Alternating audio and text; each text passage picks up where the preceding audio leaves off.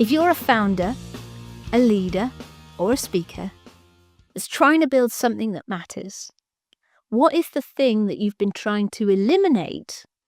Uncertainty could actually be the source of your power. Today, I am joined by Carlo Mahfouz. He is the author of Reality Check and also the creator of what he calls the Founder's Truth Trilogy. Now, Carlo believes that founders are defined by three things: ambiguity, absurdity, and aliveness. Sounds good, doesn't it? And we're talking in this episode about how clarity comes from ambiguity, not the other way around.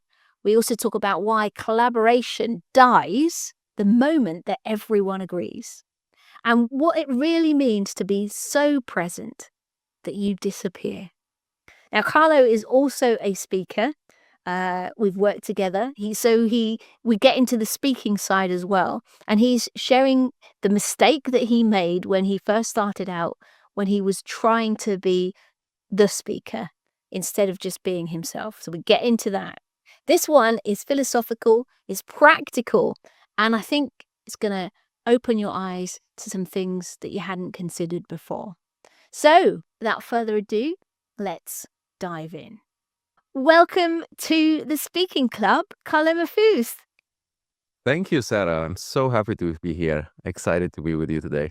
Yeah, I'm excited to have you here too.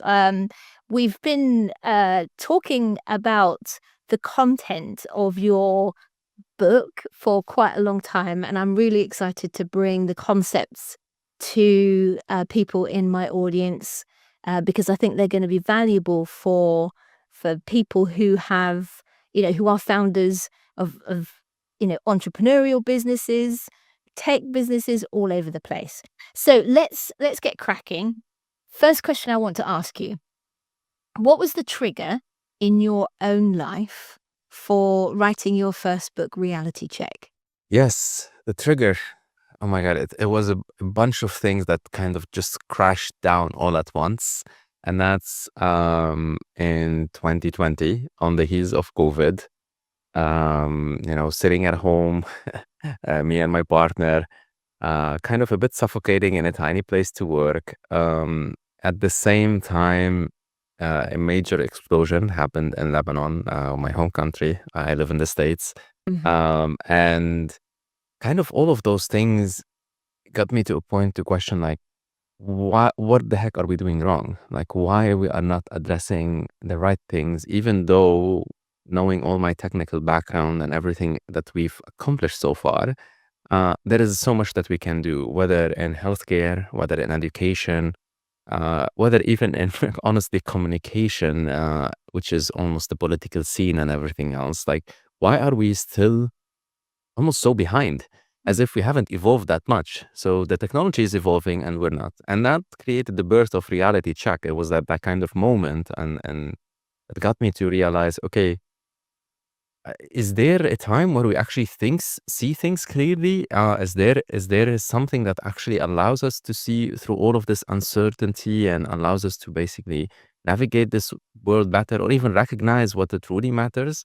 So that was the birthplace, honestly, for even the search and kind of the curiosity inside for me to dig deeper into it. And on the heels of that, Reality Check was born almost 2 years after. Yeah, they do say that period created like an awakening across a lot of people, and it feels like that deep, you had the space to have that deep thinking that launched this idea, this concept, this book. So the interesting thing I think about Reality Check is that when you wrote it, you weren't explicitly writing it for founders at that point. Yes. What made you realize that founders were actually the people living your ideas most intensely? Yes, a great question. So the book was Reality Check in Pursuit of the Right Questions.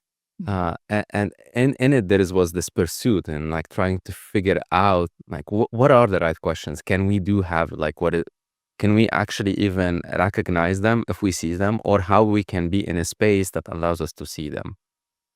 After 3 years since the book launched almost, uh, I mean, it was a journey for me as well. As I said, it was like a deep discovery journey for me and writing the book itself. So the book was a revelation in myself as well, and how I um, see the world and see the right questions, if I may put it in that way. And part of it has been, okay, who are the people who already today see glimpses of that they are already on that journey but want to deepen it. And I couldn't think of, and I didn't realize that at first, but a lot of the people I interviewed in the book are founders themselves. And I've only come to realize kind of that dimension in them, because it requires a certain level of almost faith, if I want to put it in those terms, to kind of bridge this gap that I was trying to cover in the book. Because if we come at it only from the analytical sense, people kind of get lost. And what I mean by that, if we're trying to go out about it tactically, and the focus is the right questions, like, okay, how do I structure a question, how I build it? And that's actually not what I was getting at.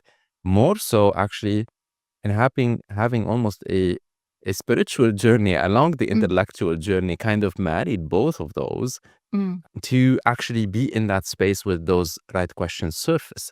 It's almost like there is a magic or a gap that's happening in it. And I find that the people who actually already today manifest that are founders who are, crazy about ideas or like visions that no one sees, and they still are going after it. They see a problem so clearly, even before everyone else sees it. Or, Yeah. you know, they are the kind of the rebels in our society, that they are going against a huge uncertainty, both financial and personal. Like, I cannot imagine the level of overwhelm and stress the founder goes, through, which makes some, the perfect candidates to say, they are the people who already are, if not fully on that journey, they're already close to it, and they're already seeing some of that. So they already know almost what I'm talking about, and that gives them like a kind of a headway into the conversation. Yeah, absolutely. So I'm going to just go back a little bit because I think what people might be wondering is so that the idea you had birthed the book, and the book was almost you going on that journey yourself. It was a catalyst for your own relationship with ambiguity. And how did that transform the way that you work, live, see the world? Wow, great question. Big question. Um, in a matter of speak, I think I became a completely different person. Mm. So, and to understand that, you need to little bit know about my background. So, I'm an engineer by trade, and all the stereotypes of an engineer that you can throw on. So, speaking now and in this podcast, or speaking anywhere, was not part of the, skill set, or even like any of the ambition for the most part. Being comfortable with a lot of the vulnerabilities in what requires, honestly, to be an author or anything else in a public space, I think I was none of those two. Uh, Even honestly, to a certain extent, being comfortable with everything that I am, which is just not an engineer only, but a creative, a writer, an artist, because I draw as well, and all of those dimensions, and bringing them all together to the dialogue almost in everything that I do, is not necessarily something that I would say I was comfortable doing, or even that I thought was even possible. Like the possibility space um, was not even there. I mean, for God's sake, I started to want to do speaking. You and I connected. Um, I started imagining way more things that I thought possible for me in the space that I lived in, from a person, sitting and coding all day long, which I don't do that anymore almost at all. But that's a huge transformation in my life. And as well, that impacted, my relationships, how I see, my partners. I tell my partner, you wouldn't have liked who I was before, because you wouldn't recognize that person, to be honest. has nothing to do whether it was a good. I don't even recognize that person anymore. It's like such a fascinating transformation, that because I tell a lot of vulnerable stories in the book about, that journey and how I came to be, and we can talk about some of these things. And then part of it is like, I don't know that person anymore. Like, I know them because I used to be them, but like, I'm a completely different person today, which doesn't carry the baggage of that story even. And I think that's such a liberating thing in everything I do. Today, I advise C-suite and founders on idea, on trajectory, where to go, and how to see the real problems and challenges that are happening. Which honestly, a lot of the time people attribute to technology, and most of the time are like people, like they are the culture of the teams, the people what start happening. So that's all happen, and honestly, in a very short period of time, which I think is really surprising to people that that's possible. But it is a short period, like 2 years or 3 years, and such a transformation in you, who you are, and people understanding even who you are. Because I think, especially for people who knew you from before, it becomes such a bridge for them. So you get to meet new people, new friends. I don't know. All I can say is, like, every moment carries so much potential in it that is really hard to see when you are so enveloped in the story of who you are. A lot of actually, a lot of the principles that I played out in the book, which once you start shedding them one after the other, you get almost this liberated feeling that you can do the impossible, and you end up doing the impossible in some ways. I mean, I did even sing opera to a certain extent, which really is none of my business. But honestly, that was another thing which created that, was a catalyst in that journey. You start exploring dimensions of your being that you don't even know possibles. And with that comes different opportunities, like me being on this podcast today, which is super exciting. Exactly.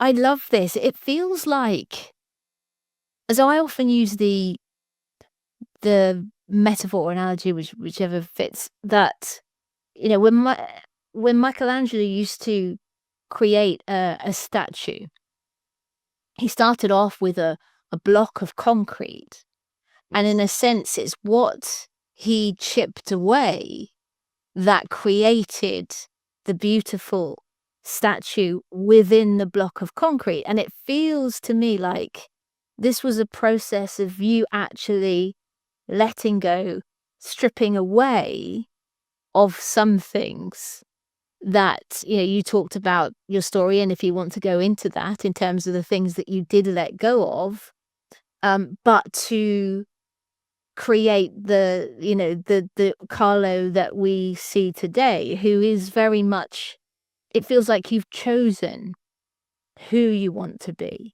and to become, rather than being a product of, certain things that were inevitable in terms of identity and background and stuff. Is that fair? Does that resonate with you?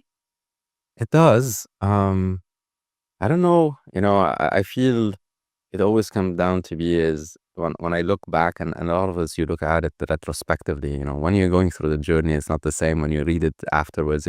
Yeah. I don't know if I chose more so that I just became who I always was. Okay. Um, Undefined by, all the, like, we are always influenced by so many parameters all the time. And that influence never stops. I don't believe that it does stop. But what ends up happening is you recognize the influences, and somehow you just kind of find your core. So it's like you're chipping away from the block. I love that, almost, mm, like, I love that image is you're chipping off. At the same time, the core was always there. Like, Yeah. it's not that it's a Carlo that wasn't there. It was probably a Carlo that I didn't have access to, almost. In a matter of speak, that I couldn't reach. And I find that fascinating. And in reality check, and what I was trying to explore is everyone has that founder, or I'm putting it as a founder today just because I think people can understand that, crazy person who's risking almost all to get that. There's a certain level of vulnerability that's required in that endeavor. And that's almost the exact same path you're going to just actually be almost in touch with yourself, Mm. up to the point where you start removing a lot of the associations that has built that self. right? Which are by themselves prisons, associations of career, associations of any label, because all of those, the more you're associated with them, the more you are imprisoned by them. Whether it's the term of an engineer, a father, a dad, a husband, whatever, whatever society or whatever we have created in this world. Mm. Uh, so those become like super entrenched, and in some way what we're trying to do, especially with the reality check, is like kind of to shake them a little bit, like to create that level of ambiguity, to create that level of blurriness between them. Not that they will disappear, like, I still recognize myself in a lot of those labels because it's easier and I'm adding a new one, which is founder in this case, like, Yeah. right, for people to easily recognize it, but created more that gap where there's a little bit of blurriness, there's a little bit of ambiguity between them, because in that space lives the opportunity. Because if it's too rigid, then it kind of imprisons you. But if there is a little bit of a wiggle room almost, you can always escape. And I think that escape is fascinating. That's really interesting. That sort of, that the concepts of structures and almost like artistic expression and how those two things, because you need structure, and in some case structure can give you access to artistic expression, but not if it's so rigid, like you said, that it cuts off that flow. And I think we're going to touch on that word in a little bit. So we've mentioned the word founder a few times, and you've Yes. defined it so far as someone who is starting something new, maybe putting everything on the line, the crazy ones. Is there any other definition do you want to broaden that out a little bit, or is there a specific definition that you've come up with for a founder, or is indeed putting a constraint on that limiting what that is? You know, because, reality check is gonna, and we're gonna bring that, and as is gonna be part of this, the Founder's Truth trilogy, like 3 books which are coming down the line, which we Yeah. can jump into later. And for me, there is 3 things which define them, and in some way define founders as well, which is ambiguity, absurdity, and aliveness. And I think those are the definitions. And actually, each one of them has a lot of breathing room almost Yeah. in it, intentionally. And I say that because I look at founders are the one who almost are wrestling with ambiguity all the time. There is no time where like things are clear. Anyone, if they've been a founder before or like they're on that, they know like uncertainty is always there. Like uncertainty to get the next client, uncertainty to figure the product, uncertainty to like kind of get capital, uncertainty for paying the bills on time. Like that never disappears. It's not one day it's there and one day it's not. It's always there. Mm. And how do you actually move it? And that level of ambiguity, most people see it as a deficiency or see it as a problem, but very rarely people see the power in it as well, the freedom, the flexibility, what it creates. And that's what reality check explores. And then if we talk about absurdity, I think this is a notion very rarely we've veered into the scientific dimension, into looking for data points and everything else to almost justify everything. But in reality, like founders almost are absurd sometimes, super absurd in what they bring to the table, that it almost feels impossible. But the possibility lives in that absurdity. If that didn't exist, then it doesn't, then that's, then they are replicating already what is already there. Then they're redoing just what has been done and overdone, and there is nothing new in it. There's no innovation almost. And the last one I feel is probably the hardest, and we're going to tackle that in the 3rd book, which is coming almost 2 years from now. But I'll bring it here to surface, is that like aliveness is like being so present in the moment that you just feel all of you are almost tingling and what is present for you in that moment.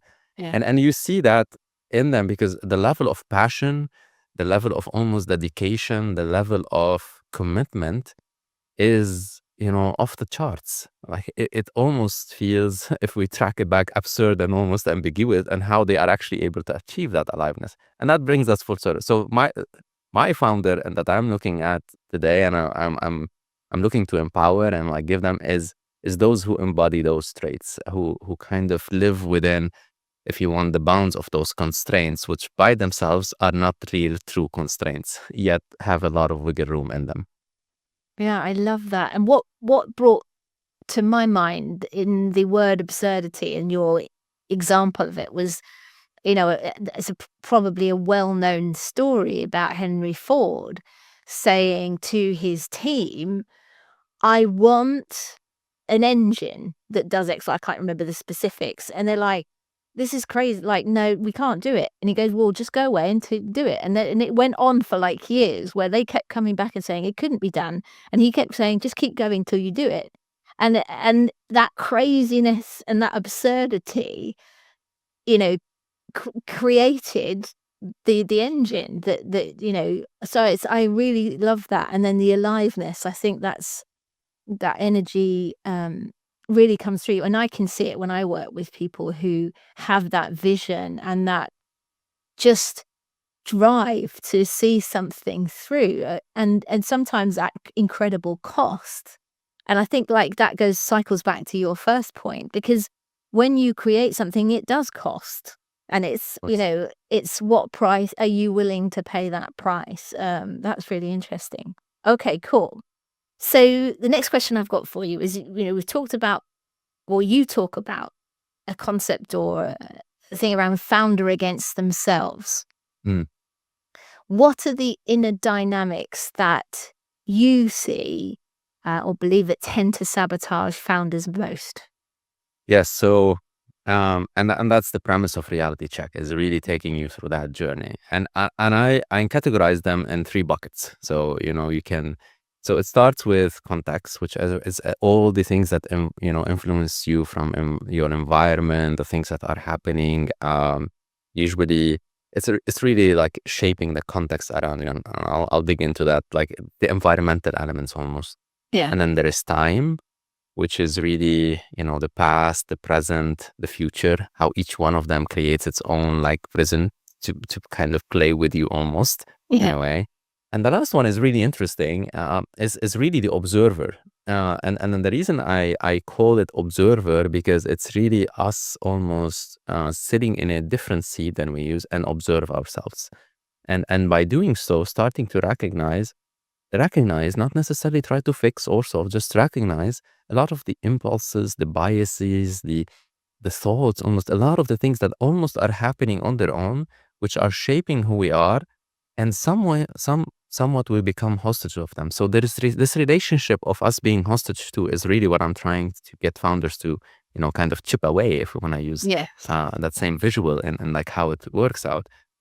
Because if we start with context, usually how that appears is, things that are happening around you. Something happened. Usually the emergent things, actually, the ones which have a lot of urgency, usually actually pull you toward yourself much faster than others. So like the explosion, for example, for me, like the first thing I thought was like my family, like the people like I check in. The real question, which I should be asking almost, is the people that I care about the most are doing well and okay almost, which is sometimes, life takes you away and you get distracted. But the thing is about that, so the circumstances are such a huge influence, and we cannot, and I think a lot of people think that, I can ignore them and I want to build resilience to ignore them. I think that's such a BS. Like it's as telling someone you have so much control that you are not going to be influenced by anything. And I think that's almost absurd when I use that. And the reason I think that is you are going to be influenced. You don't almost have a choice in the matter. Actually trying to fight it is actually allowing it to control you even more.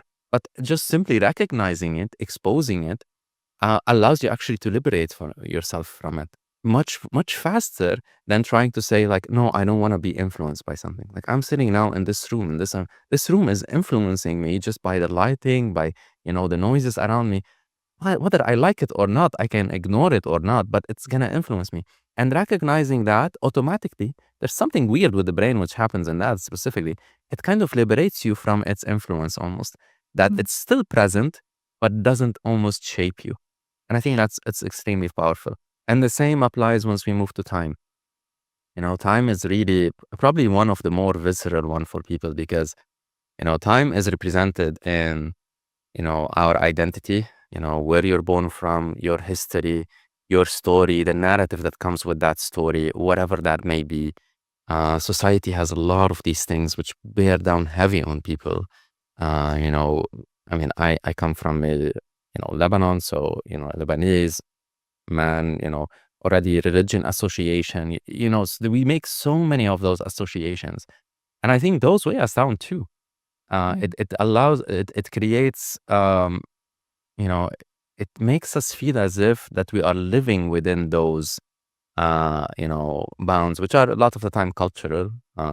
They are at work as well. So you come in, your title, how do you move through the echelon of like performance and all of those things. And the future is no different. The past is easier to see, but sometimes the more we rely on these expectations, and those we don't meet those expectations. And the expectations is really, I find it fascinating because the brain is just a prediction machine, no different than AI these days. So the brain is trying to predict all the time to create that sense of safety. So it's trying to predict things, but it's most of the time not true. Like it creates a prediction and has no clue if that's right. Like it's assuming based on all of these things. So when we start trusting those predictions, then what's happening really, we miss the most. And there I have like a beautiful story from Ula Hanand and then that chapter, which I'll bring forward here because I think it represents that so well.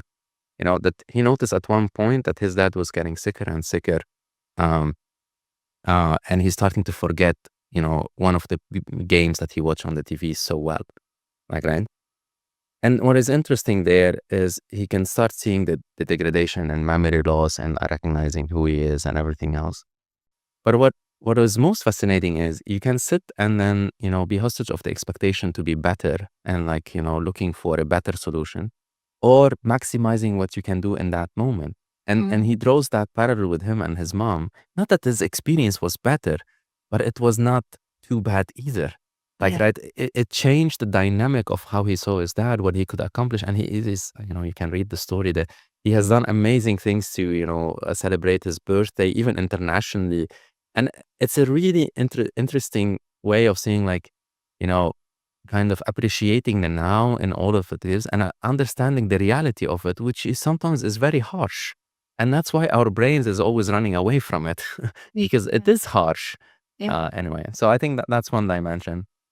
And the third one is actually the most difficult. The third one is once we start talking about the observant and shutting down one, I think it's very, very hard. The reason is because it starts touching too close to like the identities, your name, almost the biases that comes with all of the things in your family, your thoughts, your relationship to your thoughts, how connected to your thoughts. And as well, our thoughts are interesting in this concept too, because they come and go wherever they like. And we think we have so much agency on them. So we trust them too much. But the reality is you actually don't have too much control. And it's like no different than future expectations. It's probably more, the more we try to associate with them and like say like, okay, I am my thoughts almost, or I have control over my thoughts. It's like almost um, averting reality. Like it's almost as with the denial of reality that I actually don't. And there is this freedom when you say I don't. Like they come and go whenever they like, almost. I sometimes, sometimes see them, sometimes I don't, sometimes I speak them, sometimes I'm like interesting. And that comes with that just saying now that most people are probably like already scared, like, oh my God, like, what's gonna happen? But nothing is gonna happen. You just that uncertainty you live with, it doesn't actually destroy you. It actually gives you more of that space and freedom. And I went along, but I think that Yeah. all of its entirety captured it almost. Yeah, absolutely. And there's a few things. I'm gonna start with the last one because I think this comes back to you being the observer. Like you if you accept that your thoughts are, we have like they just happen so often, but you can begin to observe Yeah. those thoughts. And I think in observing, it gives you more, if you can observe them, you can understand them a little bit better and then, manage them. So I think that's one thing. I think one of the things that you said was around um, accepting situations. And I can't remember, I think it was NLP when I trained in NLP. There was a thing which is whatever you resist persists. And that Mm. idea is if you are constantly shoulding, fighting against reality and not accepting it, you lose your power. in that situation. So I think that's a really important point. And then it's so funny. I was writing a new play, and one of the things that I was toying with was this idea that I think quite a bit of suffering comes from expectations, because I think you're absolutely right. Like, we need to plan and we need to hope, but expectation is always gonna lead, or can often lead, to disappointment. So, I think those are really important things. I think it's a nice segue into, my next question, which is around this, really getting comfortable with ambiguity, this, building on that sort of resistance. When a founder is able to sit with ambiguity, um, what do they get and what do they lose when they avoid it, in your opinion? I truly believe what they get is like it is paradoxical in nature. And I'm gonna say this, but I'm gonna say it anyways. Is that they get a lot of clarity. It sounds like almost like bonkers in what it creates, because it is almost that, because it has this tension, a paradoxical tension that it creates. But the more you sit with ambiguity, the more clarity you have. Because the truth is, the reality you're facing is always super complex with so many things. Not recognizing that that's part of the deal is probably one of the biggest disadvantages that you have. Like, Mm. right, our minds, our almost perception is always, it's a reductionist mechanism. It's always trying to reduce something to an understandable format so it can actually absorb it. And in that process, it's ignoring so many things, right? So focus at the end of the day is almost, like to put it in that way, is like, at the end of the day, focus comes with a lot of ambiguity. One way to think about it is, the more ambiguity you have, the more focus you have, right? Because focus is tunneling here, which means you're ignoring everything else. So everything around you is completely ambiguous. We tend to look at it in the inverse. We look at it like, oh, okay, I mean, I'm super clear here. Like, but to be super clear, you need to ignore almost everything else. So the space of ambiguity around you is huge. Yeah. Like, a way to visualize is like, think about yourself going into a fog, almost, like, right? And in that fog, there is one light which is shining, right? Almost. So in that fog, following that light is actually not, I mean, you can at least guess where you're going towards that light. But imagine now that there is many lights and there is no fog, like, right? Where do you go? Mm. Like, almost like literally so many light around you. Everything is super lit. Like, right? Everything is extremely lit. Where do you go? You actually don't know where to go, almost. Yeah. And if you look at it, if everything is super clear, which everyone is trying to, get, I think that's the weird part is, if everything is extremely clear, nothing is clear. Like, if you go into a space where everything is extremely lit, how do you differentiate? Like, everything is super visible. Yeah. How do you differentiate where you need to put your focus? Yeah. While if some of it is actually obscured and there's only almost one place which is lit, it's very easy to focus there. Yeah. And we rarely look at it from that sense, where ambiguity is a crucial component of focus, or like being, of clarity. It's a crucial component of it. It's not like it's on the side thing. So I think that's the power of it. There is as well, even when I explain it, there is always people like, but it feels like off, like it feels like something is missing when I say that. And this is where I say there is always like a certain level of faith in this conversation that needs to come into play, because your brain is fighting against you, almost.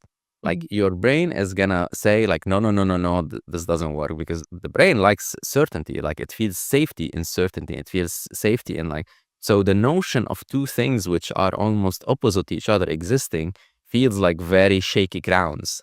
Like, Yeah. it doesn't feel like it kind of can hold the stick into it, and like, and kind of, but that's not gonna go away. Like, that's okay. That's not a problem. Anyway, it's just mostly like recognize that that's gonna exist in tangent, and you still have that level of clarity. Um, So what do they lose? I think this is interesting. What do they lose? Honestly, they lose a lot of bad stuff. They lose being overwhelmed. They lose, you know, feeling the need to be absolute in everything. And I think that's more powerful than people expect. When we look at perfection, or we look at almost like things to be exactly precise, exactly perfect, 100%, or having one answer for that matter, which really where I set all of this is like always looking for that only one answer that will make it. You actually don't realize to a certain extent, you're going to have to lose that. And it's very hard to lose that because we have been almost trained for years and years to basically, even from education, get one answer right, like get this performance, like get this, you move on. Like, so that loss is going to be more severe and hurting. Like you're going to suffer from that a little bit because it's going to go against almost every particle in your being to defy it. Because we are so kind of almost institutionalized, or like kind of we've been put in that pattern for so long that now actually losing it will feels like something like will go away from us. And I mean, I would say early founders usually don't have that because they haven't got like, actually, if you see, they usually drop school. like they actually always are going across against the grain, Yeah. because they are almost defying this like kind of perfection, this defying this like one answer for everything. They're defying it already, whether they recognize it or not. They're already defying it, and that's why it's kind of working. That's why they become founders the first place. Yeah. And if someone is not in that boat, then it's very hard for them. So let me just check that. I just want to check that I've understood this, and I'll reflect it Mhm. back. So I feel like this is almost in some ways like scientists, because scientists will have a question that they want to answer, but they are then like the question is the thing, and they're sitting with the question and testing to different things to find the answer to that question. So are you suggesting in this that the path the we should be spending more time sitting with the question in that ambiguity where we have every option available to us, Mhm. rather than going straight to what we believe is the answer, like we are. And I guess that's, In Pursuit of the Right Questions is in the Yeah. book title. Oh yeah. Like, is that the ambiguity? Sitting in the question until and looking at everything rather than going straight for an answer. Is that what you're getting at, or am I missing it? No, that's correct. And I think it's really important. I'm glad you're clarifying it because the secret lies in the pursuit, not in the right questions. Yeah, right. Like, Yes. right? And it's tricky. It's like a slippery slope almost because you're always going to be optimizing for finding the right question to find that one answer, Yeah. right? Almost like we are designed to optimize against almost the opposite. And I think that's interesting you gave the scientists, because I think that's a fascinating example of how we kind of even misunderstood what scientists do. Like scientists, like, right, don't give you just facts and truths. Like that's the biggest misconception we have. They take hypotheses and Yes. challenge them. And then when they challenge them, the truths change continuously.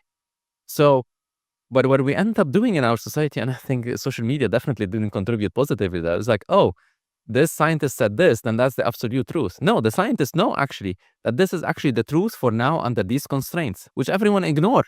Like everyone ignored that it's a temporary truth.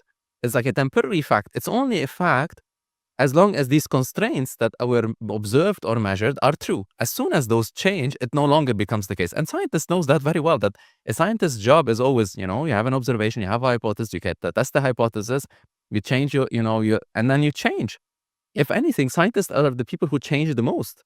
Yeah. Yet we've put them in this bucket like, oh, This is a fact and this doesn't change. And the truth is not that. So it's really interesting. It's on a principle level, we already knew this. Like, we already knew that the value sits in the pursuit, sits almost in the philosophical exploration more than anything, which is highly ambiguous. Yeah. Like, yet it still deliver. I say that, like, probably one of the best writing, if you want to really like get a feel of that, like, read poetry. Yeah. Like, when you read poetry, part of poetry is that you actually never, like, everyone sees a different, something different when they read it, because that was the intention.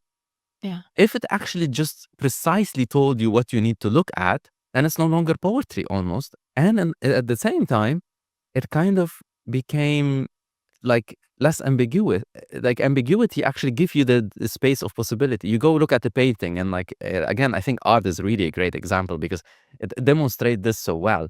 You go, everyone perceives something different because that's the intention, that everyone perceive their own kind of reflection of it onto it.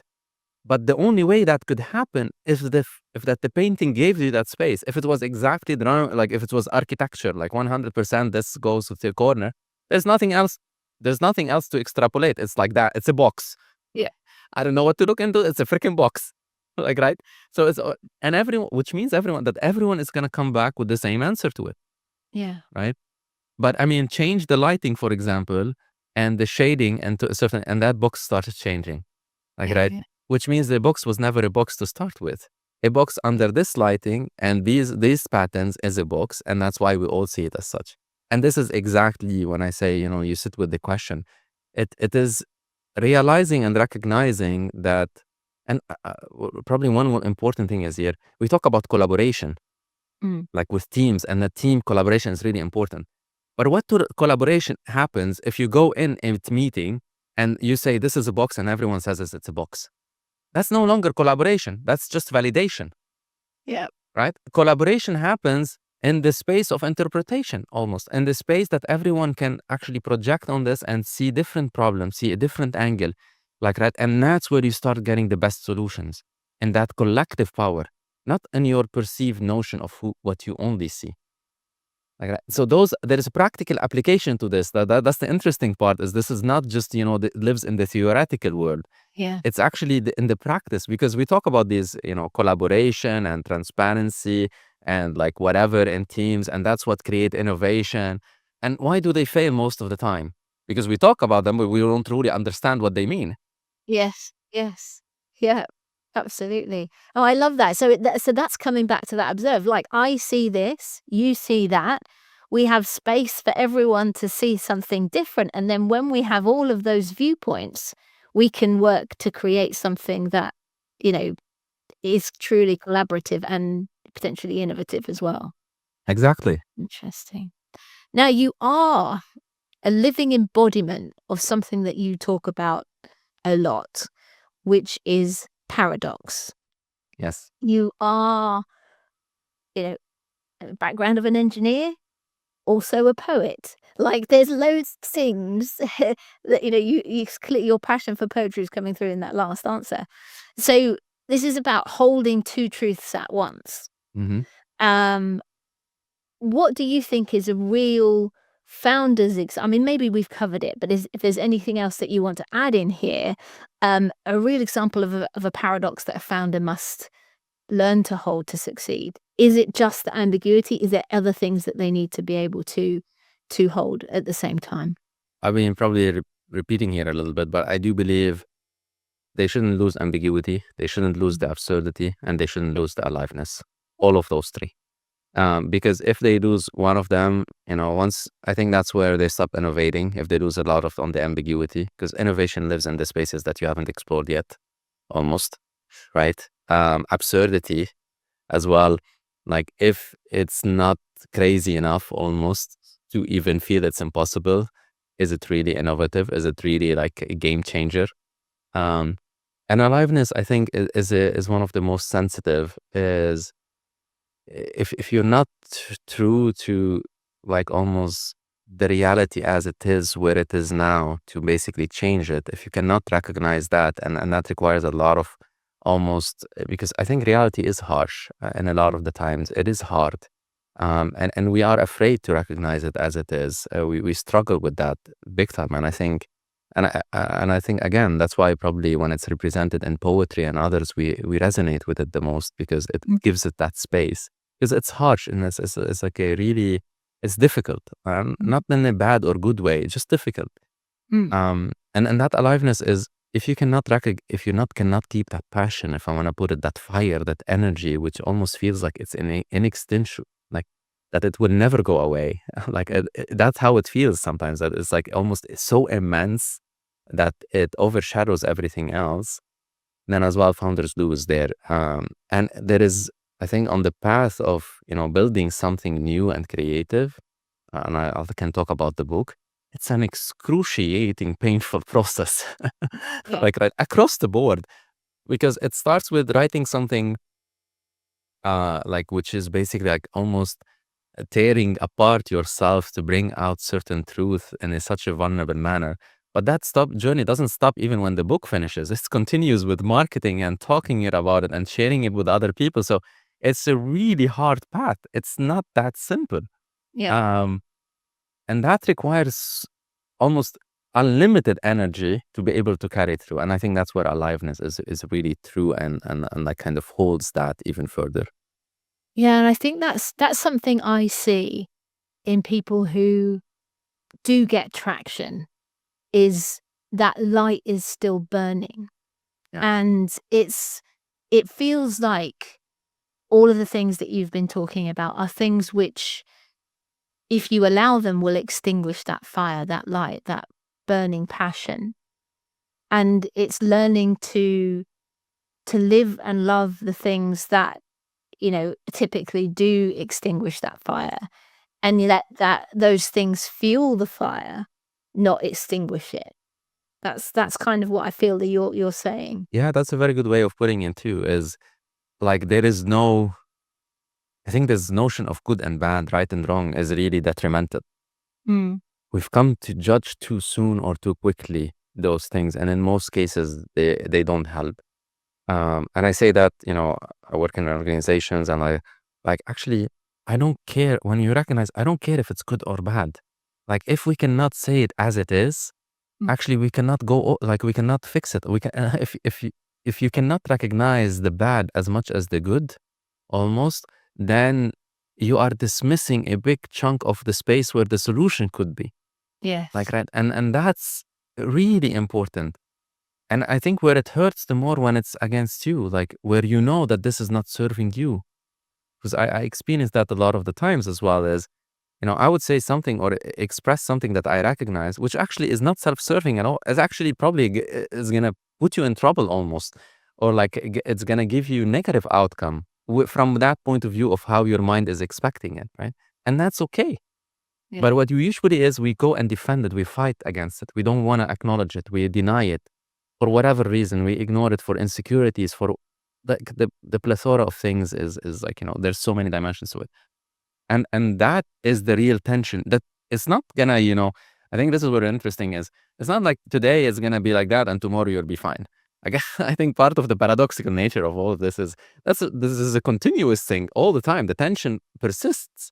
And that's why it's holding both those truths is actually, it becomes easier, not by a function of that it stop happening. It becomes easier by the function that you are actually, more accustomed to what that feels and what that creates in you, and what thoughts come and go, what feelings come and go, what behaviors manifest and don't manifest. It comes easier in that sense.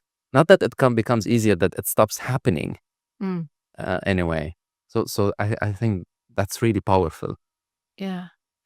And I think when you are in that space, and again, this is something again that I've heard you talk about, and obviously other people have used the word, but when you are in that space and continuing to thrive and live in that space, you is that the flow that you are talking about? When you use the word flow, and you've used flow as a metaphor from skiing to performance to presence, Yeah. is that the space that you are helping founders get to? in Reality Check and the other books to follow so that they can achieve that in their business decisions. Yes, absolutely. I think it comes down to how we recognize it is that is this state of flow, which was almost continuous and endless almost. And in some way, we're not working towards it in the sense that we are, trying to be letting go and nonchalant and whatever, and like, going with the flow and that's Yeah, yeah. no, not that, but more so that actually that's what we end up observing. Where what ends up happening, probably one of the best ways is you even forget you are there. Mm. And I say that on my website, and actually it will be part of the new edition of the book, is be so present that you disappear. Um, it is to that extreme that you almost stop noticing even you in the conversation. Mm. If I want to put it in that way. And I feel that is represented as well in skiing and in other things, like you're going on the stages. When you're there in that moment, you're almost so immersed in what's happening that you almost can no longer, you and the skis become one. Like almost you no longer find the barrier of where your body starts and stops, where your muscles, like where the energy is flowing. You just become kind of one with the freaking mountain, if I want to put it that way. One with the stage almost. Any barriers which used to exist start disappearing. And you become like kind of almost translucent to them, where you flow in and out of them so easily. That's kind of what I want founders or like be in almost all the time. And founders know that feeling. Probably the reason I'm talking to them is because they felt that, or like they recognize that at some point. They've been there. If anything, they've been there and they have no clue how they got there. That's the interesting part. They've been there and like, oh, it was like almost like a once of a time thing. But what is interesting is this could be all the time. Like, Yeah. and the reality is it is all the time. We're just distracted from it too. Yeah. But the interesting part is that we're never out of flow. Yeah. It's just more so that we are sometimes carried away by a lot of distractions that it feels as if we are out of it. Yeah. Yeah. That's really true. That's really true. It is, when I know myself when I've been in flow, time just they say time disappears. It does. And you're like, you turn around and, you finish speaking. Like, you're like, what happened?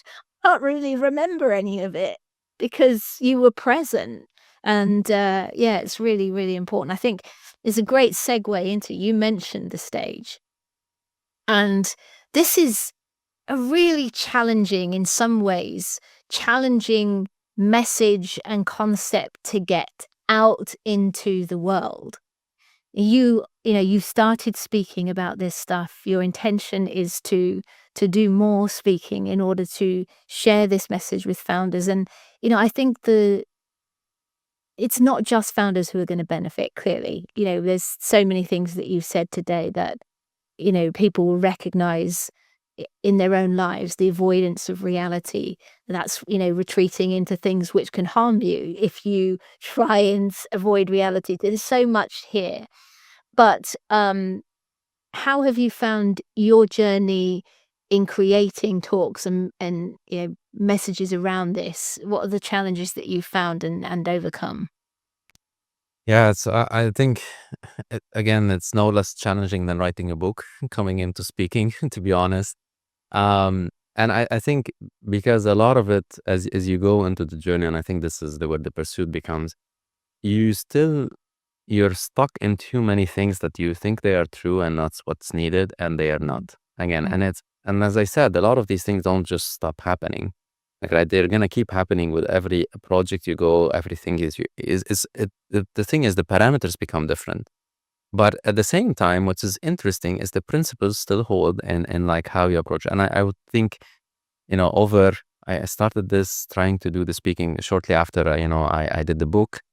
It's been probably now 2 to 3 years. And then in between of that, I was traveling a lot and everything. Um, and you start trying, like, big chunk, for example, is you focus too much on the solution. Again, you set your eye too much on what you think is the solution. So you wrote a book, you created this baby, and then you're like, oh, okay, this is what's gonna make everything. But you forget about the problem. You forget where people are. Like, Yeah. right? You even forget to talk about that almost, or bring it. And I understand the appeal. And I've been in it, like, it's boring because you've been there and solved it. You're like, now, okay, like, forget about that. But no one else knows the solution. So they don't even know what you're talking about. And I fell into this trap so many times. And I honestly still keep falling in that trap for the most part.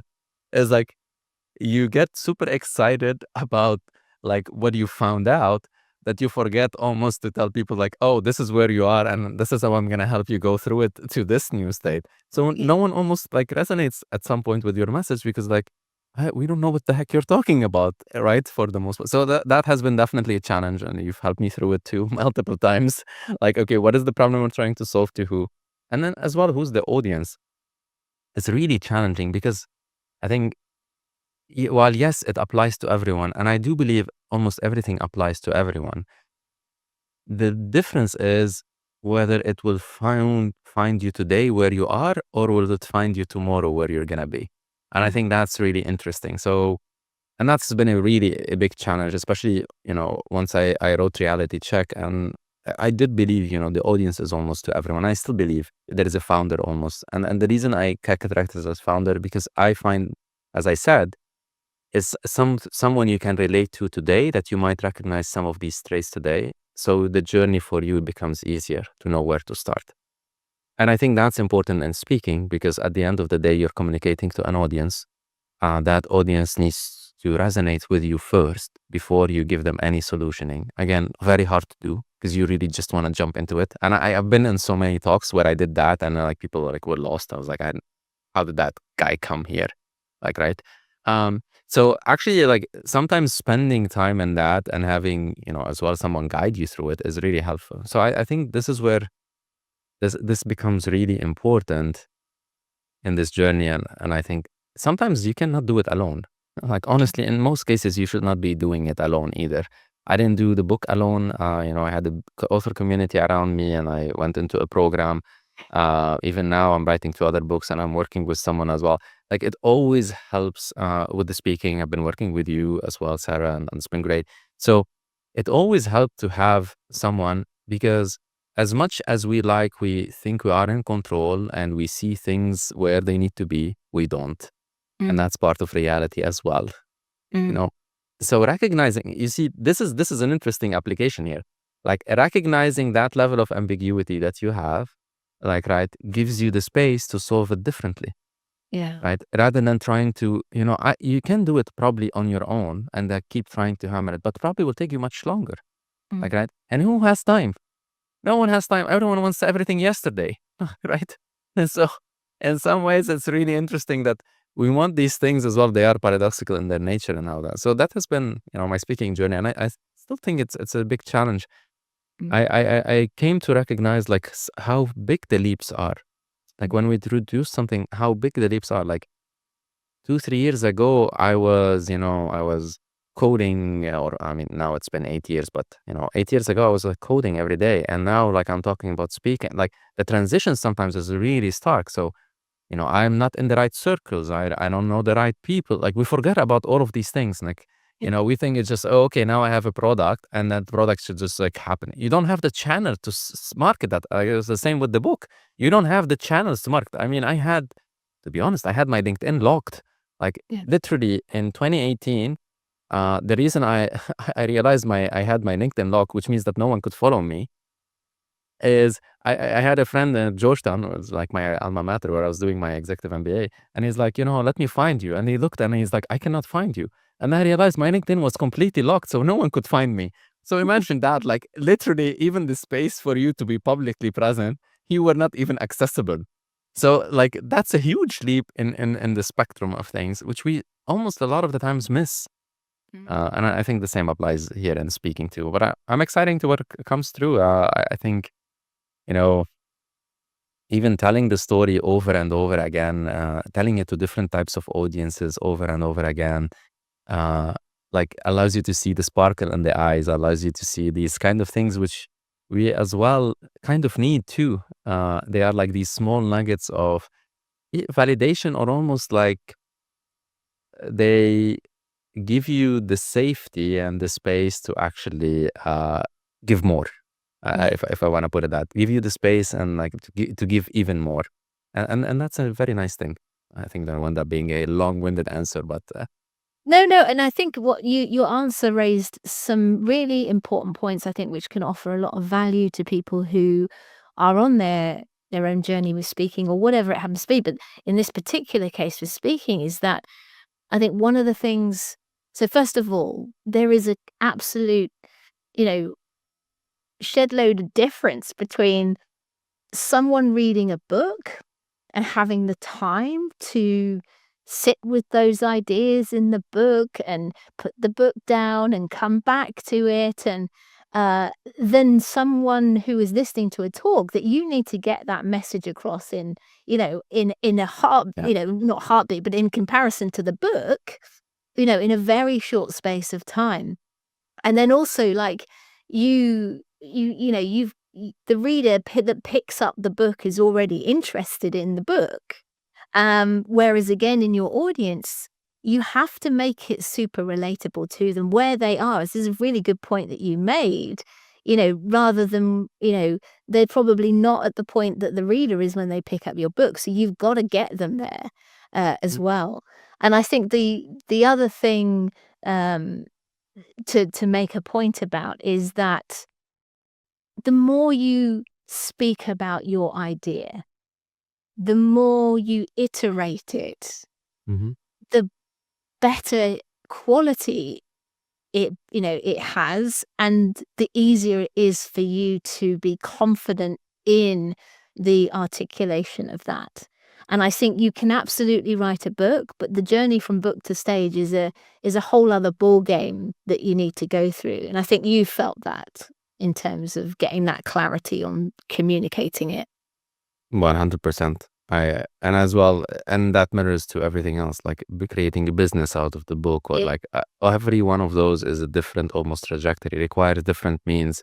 That does not Mhm. mean that they're not interconnected, that they are Mm. don't have, like, they can create an ecosystem. They do, right? Yeah.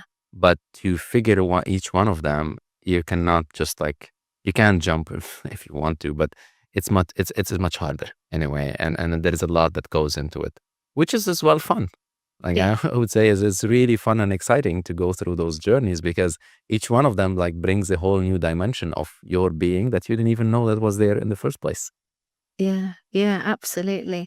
Well, listen, thank you so much for sharing all of this stuff today. It's something that I'm really interested in. This whole, all of the concepts that you shared, and I think they hold so much value for people in navigating the world today and business today, especially if you are a founder. Now I'm gonna come back to where people can find out more about you speaking, about the books and so on in a little bit, but I have some standard questions that I wanted to ask you that I ask all my guests, Carlo. The first question is this: Huh? what's the best thing that speaking has done for you? It's giving me the freedom to be just who I am in a way. Uh, it's like, how I want to explain it. Every time I sit on like a stage, whether it's virtual or not, like I feel so much joy,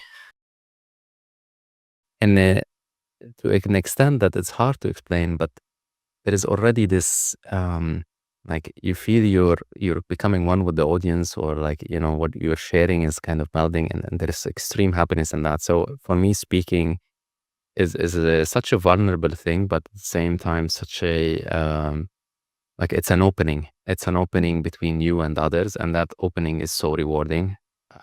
I don't know how. The only other time I've experienced that was when I was singing, even without an audience, but like when I was doing operating, because it creates it almost like um, remove everything that you are trying to hide behind, and creates this open channel between you and others. And I think that's I don't think I can put a price on that.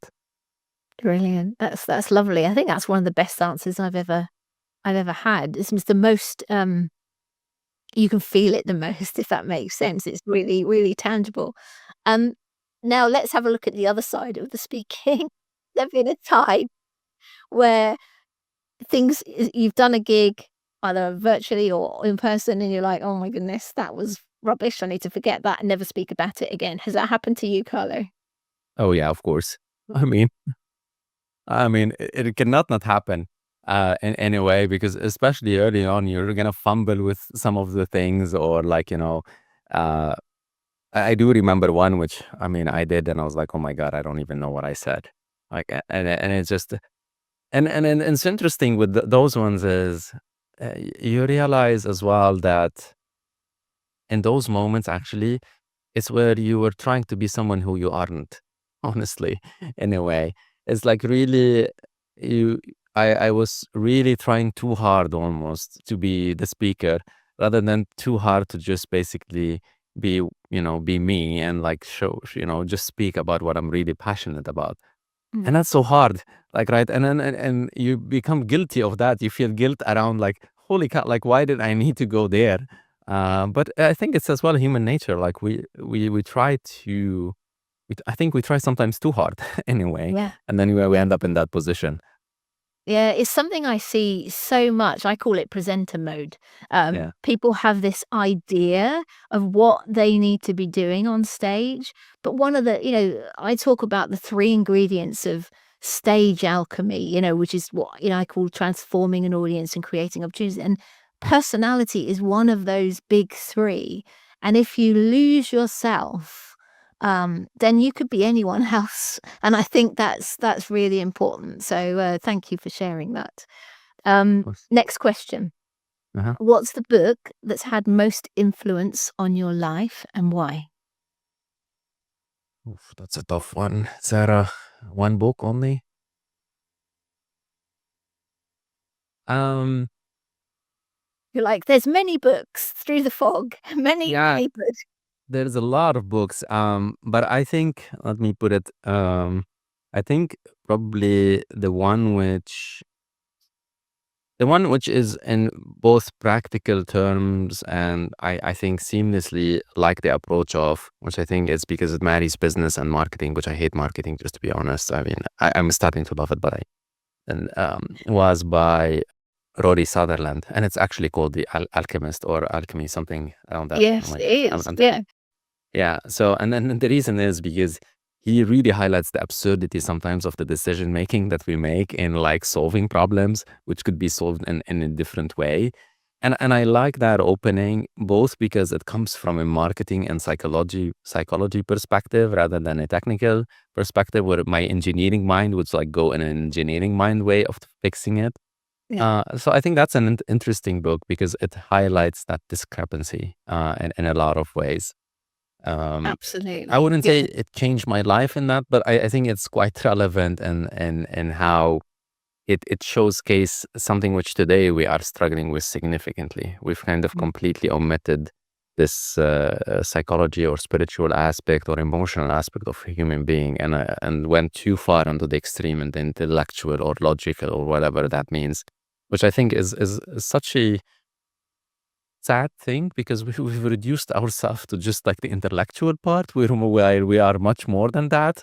Yeah. And that feels like a missed opportunity almost. Yeah, definitely, definitely. And that is a good book. I'll put a link in the show notes to people to go and have a look at that. Okay. Next question. What's the best bit of business advice you've had and why? I think with business, one of the key things which I always feel like comes back to mind, and it comes to sales almost, and selling. I do believe is, if you like, almost, you don't need to put too much effort in selling something that is already, uh, like, it's almost as the client will seek you rather than you seeking them, if you position right. So the positioning is almost more important than the product and everything else, in that way. And I think that's really important, and at the same time really hard to do, because the positioning relies on so many factors which usually we don't pay attention to. Like, are you in the right channels? Have you created the right, um, kind of perception of what that image and what that looks like? And honestly, there, it's less about really the bullshit or the BS of the sales. It's less about this really aggressive promising as well. I hate promising. I think this promise game again goes against all, every grain in my fiber, because it, like, it makes you feel. But in some ways, sales does that, like gives you a promise that, this is gonna be the truth. But I like the approach of, if you position right, then business will come because you've kind of already are in the right place to meet the right client where they need you and you need them in a way. And that becomes almost self-explanatory if once you're there. But I think that's very hard to do. Yeah, it is. It's possibly the hardest thing in business is nailing that positioning so that your, so that your client, target audience has clarity and you're meeting them in the pain where they are ready to take a decision, so that is hard to do that, and that's where the expert trap comes into play so much, where we're viewing things from our perspective of having solved the problem, which you mentioned earlier, and just completely missing, we have that expert mindset and we need to step into the beginner's mindset. And also we know what they need, but we need to speak to what they want. And it's super hard, all of this stuff. So yeah, really, really good point. Okay, last question. If you could have one mentor, they can be alive or dead, fictional or non-fictional, who would you choose and why? I was asked the same question when I went to when I was applying to Georgetown, and the answer is my grandpa on my mom's side. Cool. And the reason is I never connected with him too much. But I remember toward the end, I mean, he used to be a sheep herder, just going in the mountains and definitely nothing businessy whatsoever, if you want to think of that lifestyle, more nomadic and jumping. Yeah. And I do remember, close to his end of his life, he passed away now, and that I sat with him, and the stories that he could tell around, moving through the mountains and living that type of life.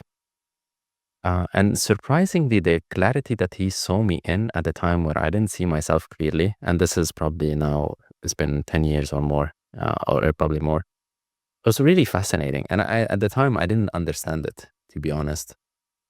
So if it would be someone is, and now I understand better probably why, it's because he lived that reality as it is more than anyone else that I could imagine, and could see it with that level of clarity, even though he didn't really have the means or all of those things. And I think that's what we miss a lot of the times, is having someone with that perspective that can kind of shed light on things how they are rather than how we would like them to be, and carry that story through across the board.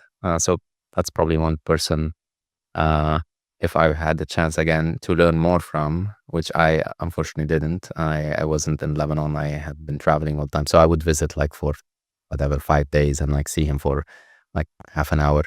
That would be someone.